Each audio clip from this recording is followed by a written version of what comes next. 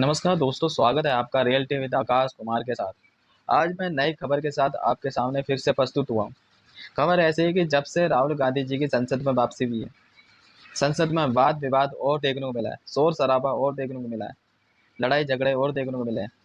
तो आज राहुल गांधी जी ने जो बातें रखी हैं, जो भाषण कहा है, उस भाषण को जिक्र करेंगे हम इस वीडियो में। चलो चलते हैं। राहुल गांधी जी बोले, मणिपुर में भारत माता की हत्या हुई, ऐसा राहुल गांधी जी ने संसद में कहा है। अब इसमें स्मृति ईरानी जी का जवाब होता है कि ऐसे बयान पर कांग्रेस तालियां पीटती है और समझ ले गद्दार कौन है। संसद के मानसून सत्र में अविश्वास प्रस्ताव पर दूसरे दिन की बहस राहुल गांधी की स्पीच से शुरू हुई। राहुल गांधी जी ने अपने 35 मिनट के भाषण में इन्होंने दो टॉपिक रखे, यानी दो मुद्दे रखे। एक तो भारत छोड़ो यात्रा, दूसरा मणिपुर की बात की।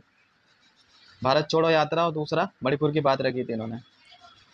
और राहुल जी ने यह भी कहा कि हमारे प्रधानमंत्री आज तक मणिपुर नहीं गए, उनके लिए मणिपुर हिंदुस्तान थोड़ी है। मैं रिलीफ कैंप गया और मैंने एक महिला से मिला, बच्चों से बातचीत की, और प्रधानमंत्री जी ने ना आज तक मणिपुर गए, ना बच्चों या महिलाओं से बातचीत की। अब सेना चाहे, इन्होंने ये बात भी रखी है कि सेना चाहे एक दिन में वहाँ शांति पैदा कर सकती है, लेकिन ऐसा नहीं करना चाहते, क्योंकि आप हिंदुस्तान को मणिपुर का हिस्सा थोड़ी मानते हो। आप भारत माता के रखवाले नहीं हो सकते, आप भारत माता के हथियारे हो। यहाँ तक कि राहुल गांधी जी ने आरोप लगा दिया है पूरी बीजेपी सरकार पर। अब राहुल के भाषण के जवाब में केंद्रीय मंत्री स्मृति ईरानी बोली कि राहुल भारत माता की हत्या की बात करते हैं, कांग्रेस ताली बजाती है। ये इस बात का संकेत है कि मन में गद्दारी किसके है।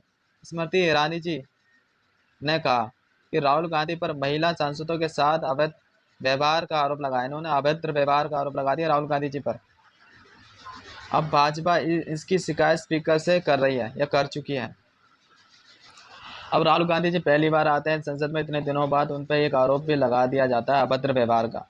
अब ये शिकायत ओम बिरला जी को दे दी गई है बीजेपी की तरफ से कि राहुल गांधी जी। अब बात करेंगे राहुल की स्पीच की 5 बड़ी बातें कि राहुल गांधी जी ने संसद में क्या कहा।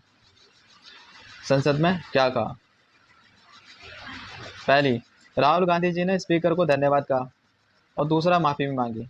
इन्होंने राहुल गांधी जी ने धन्यवाद दिया ओम बिरला जी को कि मुझे संसद में वापस बुलाया गया, उसके लिए मैं धन्यवाद कहना चाहता हूँ।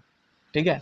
दूसरा, इन्होंने माफ़ी मांगी कि पिछले स्पीच में इन्होंने अडानी जी के बारे में कह दिया था, जिससे कि बीजेपी के सीनियर नेता को कष्ट हुआ और उन्हें बुरा लगा, इसलिए मैं माफ़ी मांगना चाहता हूँ। इन्होंने धन्यवाद कहा और दूसरा माफ़ी मांगा। ठीक है।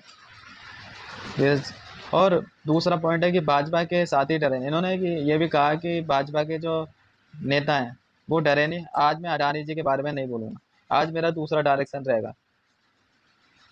ठीक है। इन्होंने चैलेंज भी किया, मजाक भी किया और डायरेक्शन रहा। रूमी ने कहा था कि जो सब दिल से आते हैं वो सब दिल में जाते हैं। आज मैं दिमाग से नहीं बोलना चाहता हूँ, मैं दिल से बोलना चाहता हूँ।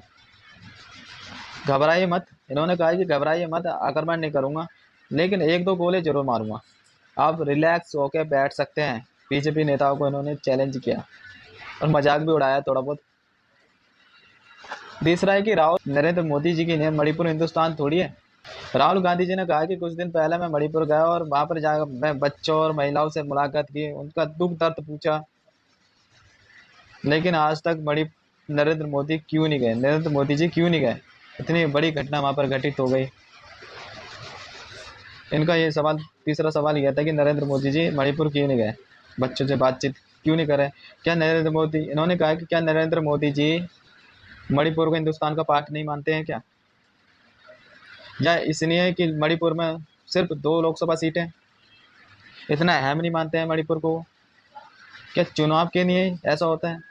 इन्होंने मणिपुर में हिंदुस्तान की हत्या की। राहुल गांधी जी ने यह भी कहा कि मणिपुर में हिंदुस्तान की हत्या की है, सिर्फ मणिपुर की नहीं, इनकी इनकी राजनीति ने मणिपुर का नहीं, हिंदुस्तान का मर्डर किया है।